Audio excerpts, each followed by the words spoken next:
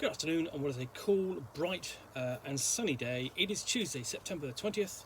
I'm in the Read Nook with a pile of parcels to unbox, a nice hot cup of tea, and a relaxed cat who is not ours. So we're going to dive into this box again. And I've already seen what I pulled out. I'll have a look at so far, which is the Hole in the Oak and the Halls of the Blood King. And the next one down I'm going to pull out is this, which is lose those. The Incandescent Grottoes by Gavin Norman, who is the designer of the role-playing game Old School Essentials, and this is an Old School Essentials official adventure scenario. Now, Old School Essentials is a retro clone. It's an Old School Renaissance title based on basic Dungeons and Dragons, but a very specific version. So not the version from 1977 done by Dr. Holmes, or what's known as the Beckme version designed by Frank Menzer, the red box edition, but the one in between, the version from 1980-81 designed by Tom Moldvay and Stephen R. Marsh, known as the BX version. That was my first version that I played and bought, and what Old School Essentials has done is produce a very nice update of it, tidying it up, presenting it in a really lovely little package, 2-page spreads for things like classes and rules and everything for clear, simple understanding. I made it very playable and quite fun, but it's got a range of adventures, including these official ones, of which I've unboxed 3 so far. This is the third. This is Incandescent Grottoes. So, the Incandescent Grottoes. A bubbling stream cascades into a hole in the earth, leading a series of underground watercourses and scintillating grottos. Adventurers who delve within may discover odd mosses and fungi, a ruined temple complex, the lair of a crystal-eating green dragon. A classic dungeon adventure for characters of first to second level. Requires Old School Essentials, Classic Fantasy, or Advanced Fantasy. Now, Classic Fantasy is the rule set, which is really kind of dependent upon classes. That's the main difference between the two. In the Classic, you have all of the classes you had in Basic, which was your fighter, your thief, your wizard, and your cleric, plus dwarf, elf, and halfling as classes in their own right, so race as class. Advanced adds things like the assassin, the paladin, the ranger, the illusionist, and so on. Classes that really kind of been imported from Advanced Dungeons and Dragons and really redesigned to fit the style and scope of the Old School Essentials. Okay, so can we play with either? There's no real change necessary to run either, but here we have inside we've got a map of the dungeon, clear and simple. Little key at the top, nice cartography, and then table of contents, an introduction about the adventure, characters level 1, 2, what Old School Essentials is, and the nature of the setting, which is the mythic underworld. The campaign settings: this dungeon may be placed in any enchanted wild forest referred to as the magical forest. Now, by default, let's not get away from the point is that Old School Essentials has its own default setting, which is Dolmen Wood, which has been nicely covered in a series of fanzines that sort of make almost as a part work. It has a lot of flavour and detail. There's been adventures set there before, so you could set this adventure in Dolmen Wood without any problems.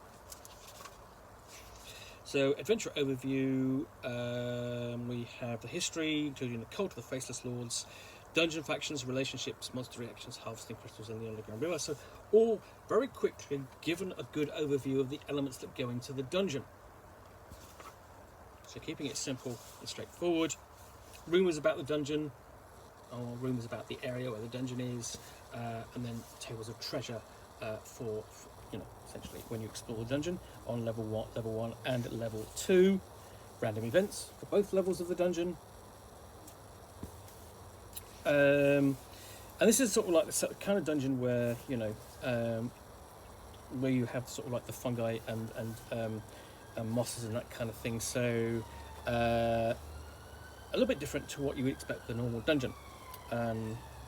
And the cleverness of this is that what it does is all of these so far have used excerpts from the map to accompany the their descriptions of those locations. So here we've got the entrance and the nearby rooms, but that's of course reprinted. That's basically expanded from this section here. But because it's there, what the game master doesn't have to do is just go and flip back. So makes it really handy to run. Makes it a lot easier. And it does this again and again, and this is a really nice feature of these adventures.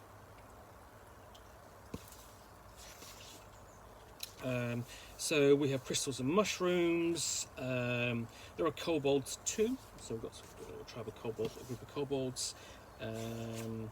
Ooze-filled area, place where you find gnawing larvae and slime fields too. It's not just it's not just fungi and mosses, but it's oozes and slimes, and so on. It sort of like a certain kind of and they're not quite fetid, but oozy, jelly kind of feel to it. It doesn't feel quite right to most people. It's sort of like, this is like sticky and oozy and moist and that sort of thing. And we have jellied skeletons for those who've been completely slimed and taken over. An ooze demon, not a Shoggoth, but an ooze demon. Gel tanks and so on. So we've actually got a temple there to what's going on. It's connected, and then various rooms of statues. Murals and mutant frogs, and encounter where you might encounter a skulking doppelganger. Then we get to the temple itself, where you have the Temple of the Faceless Lord, the primary, basically presumably the big bad of the scenario. The troglodytes have their own hidey hole in here as well. And then, so they've got a layer. There are giant mutant frogs. Area descriptions for level 2, including slug babies and acid baths. Tomb doors, collapsing tombs. All the way down to you've got the tomb of the ooze priestess. Prismist's retreat in a phantasmal bedchamber. Strange encounters as well. And then we've got the dragon's larder, and even the dragon has a sort of like weird look to it. And then we have guidance for expanding the dungeon, and then in the back. Now in previous ones we've had like any table of encounters, but this has got 2 levels, so you've got a second level down below, connected by this river, so you've got a bit of a slightly different adventure to the previous ones that I've looked at. A little bit different to these adventures. These are smaller events, not necessarily dungeons in the classic sense, but they are adventure locations. This more is a sort of like a cave network, a series of sort of like worked areas. Feels much more like a classic sort of like kind of standalone dungeon, but which is there just because. And I don't think it is. It's not exactly like that, but it has that feel. And the artwork, I say, has a sort of feel to it of almost a little bit like Mouse Guard, but almost cartoonish style, which doesn't quite. I don't know. It's not quite. Playing the game isn't quite as twee as this. It's much more earthy and sort of like mouldy and the like. So it's the artwork is a little bit odd, I suppose. It's sort of like with the tone of how it's played. I suspect But it's kind of, it's a lovely little book. That's the Incandescent Grottoes. Official adventure scenario by Gavin Norman for Old School Essentials, but will work with other retro clones of your choice. Anyway, I hope you have enjoyed this unboxing in the Nook. If you have, click on the like button down below. And of course, if you've got any feedback or comments, I do appreciate you taking the time to post those.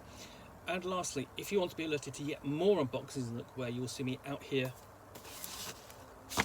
with a parcel containing a book or game, which I will unbox and chat about to the best extent of my knowledge for roughly 10 minutes or so, all of course accompanied by a nice hot cup of tea,